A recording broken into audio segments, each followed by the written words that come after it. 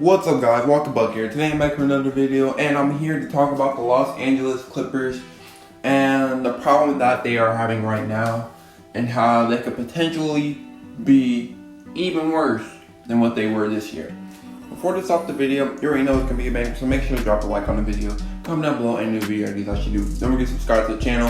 At 50 year right now, goes 100 by the end of the year. We're down to like 5 weeks left, so hopefully we can get that soon. But now let's get started.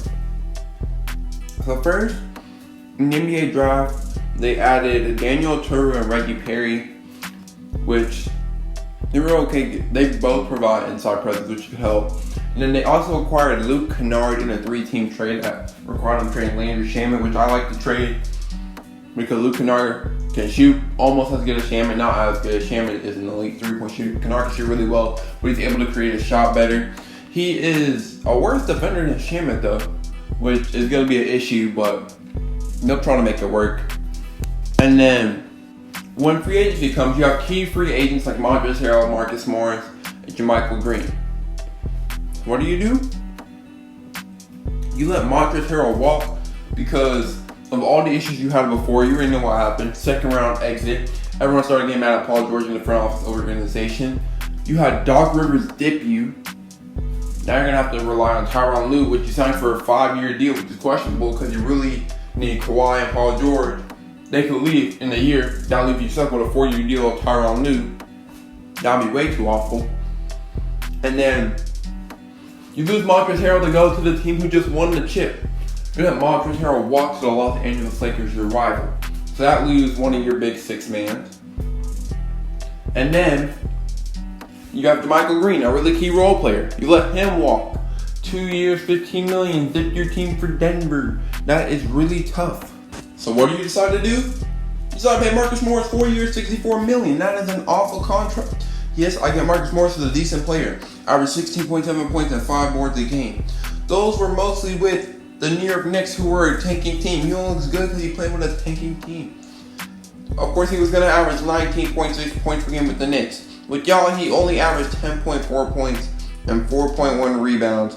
Shot 42% from the field, 31% from the 3. He was not that good. He did not deserve to get $16 million a year, especially when he's already 31 years old. Gonna last until he's 35. He definitely doesn't have any signs of getting better.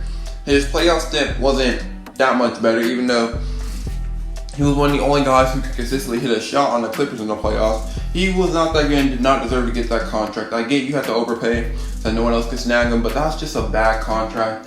And now you're going to be stuck with it for a while unless you can dump it off. And then Paul George and Kawhi Leonard, looks like their chemistry isn't getting better. And then one thing you really needed, that rumors were going on about, was that y'all needed extra playmaking. Did you get Rajon Rondo? Nope, left for the Hawks.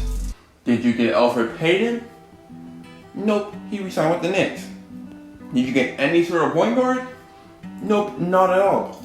So how do you resolve that problem? You didn't.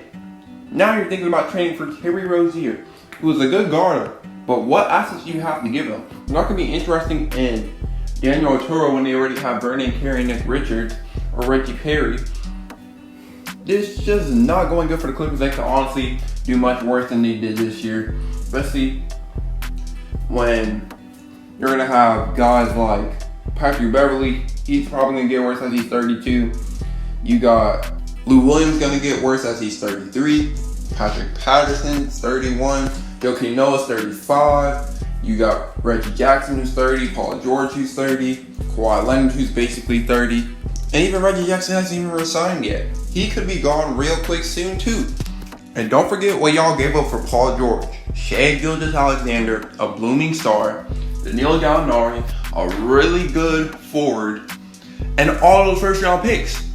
So if Kawhi and Paul George just leave you, what's going to happen?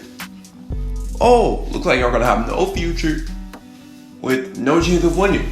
That's going to be really tough. Like maybe you can pull a free agent because you're LA and stuff like that, but no one's going to go to a dysfunctional franchise like that after all the things that made Kawhi Leonard and Paul George want to leave.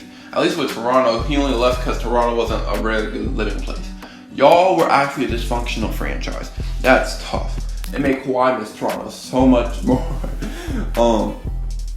And then what can you do now? Because like, you got no trade assets. The only thing y'all could really do is make desperation moves for an okay role player like Terry Rozier as before, or like an okay point guard.